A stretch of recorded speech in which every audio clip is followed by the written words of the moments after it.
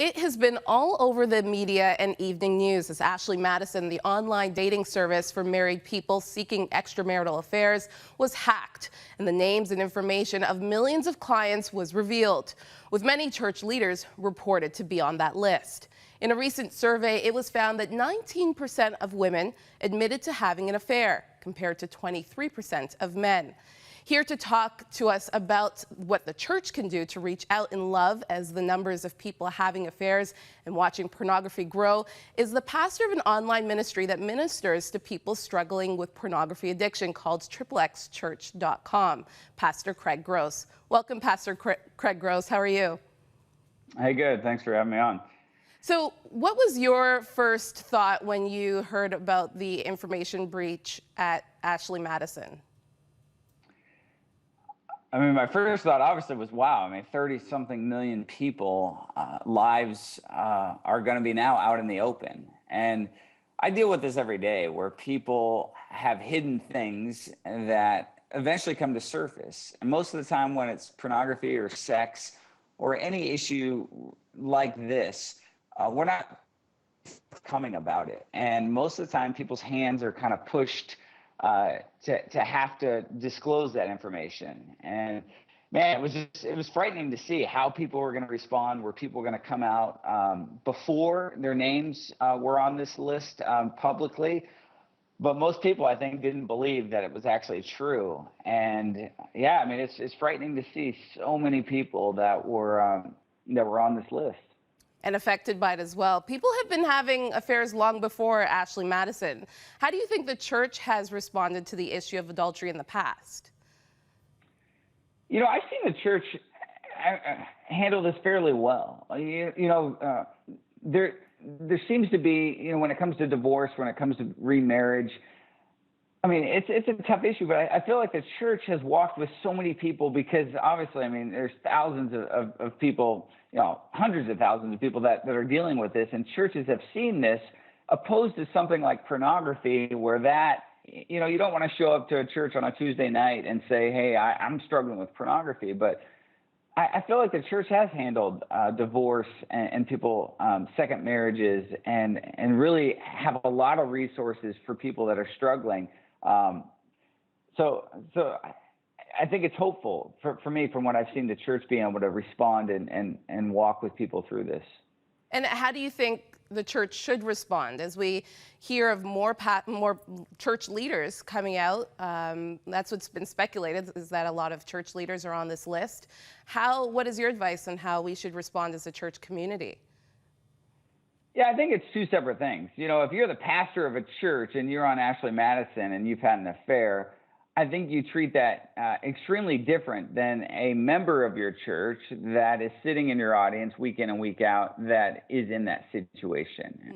You're supposed to be leading that by example. And I think for the leaders that are on that list, it's a matter of time before, the Bible says your sin will find you out. So my recommendation there would be, you've got to come out of hiding. You've got to disclose everything. And then whether it's your elders or whether it's your other staff or the people that are around you, and they're going to have to make a decision if you're still fit to be in that position of leadership at your church. And just honestly, if you've had an affair and if you're pursuing an affair on Ashley Madison, to me, I think your job's on the line. I think we've got to look at that very seriously and go, man, I don't know if you can continue in that position of leadership.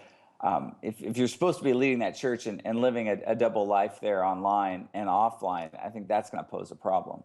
And then how would you speak to maybe members that are on that list, since you said there are two different issues?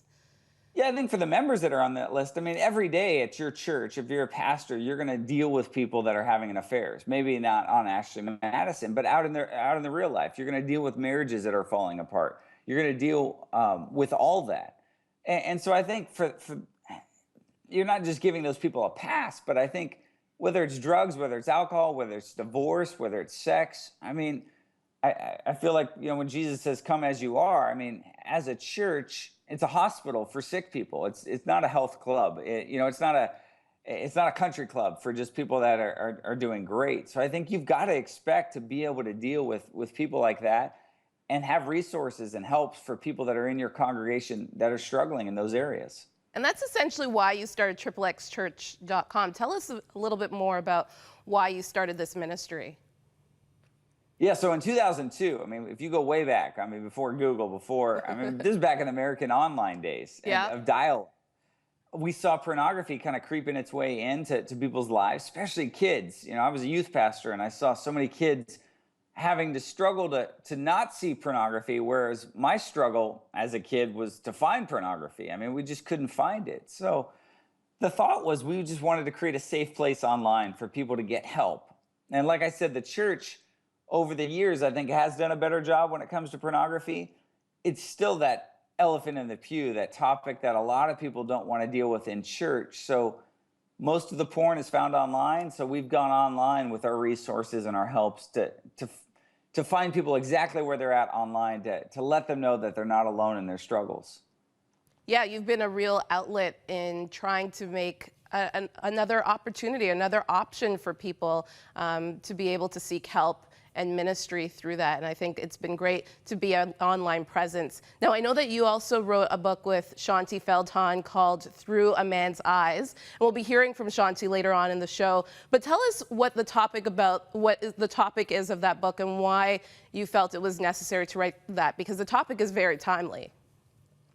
Yeah, I mean, to me, I read For Women Only, probably too late in my marriage. I wish I would have read it earlier. And when I read this, I was just like, this is incredible.